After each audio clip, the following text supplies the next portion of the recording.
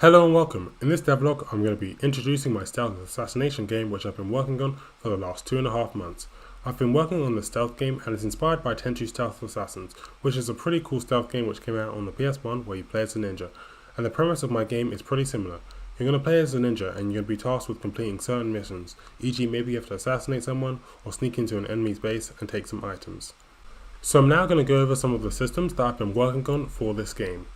In this game, the player will have many different ways that they can move around the environment. One of the first ways that I added that the player can move around the environment is with the Grapple Hook. This Grapple Hook will be similar to the one in Sekiro. A Grapple Hook is also available in Tenchu, although when you grapple, it's from a first-person perspective and you can aim specifically where you want to go. In my system, it's going to be a bit more similar to Sekiro. There'll be fixed locations upon where you can grapple. I made this grapple component blueprint inside of Unreal Engine, and wherever you place it, the player will be able to latch onto it and grapple. The grapple hook can lead to some quite interesting gameplay.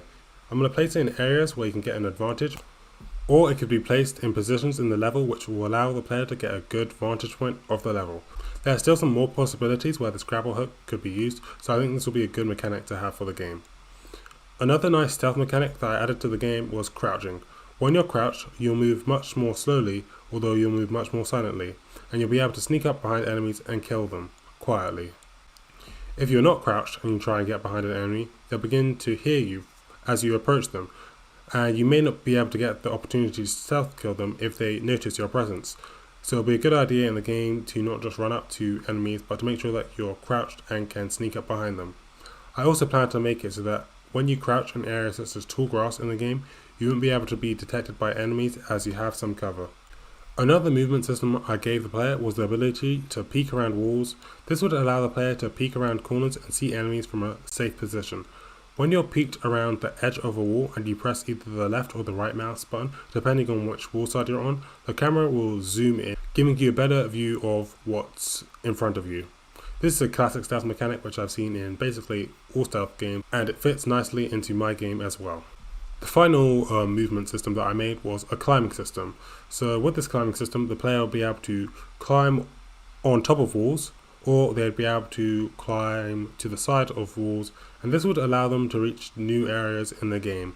Although I've been prototyping this system in some levels, and I've not really found a good use for this mechanic, so I'm unsure if I'm going to keep this in the final version of the game.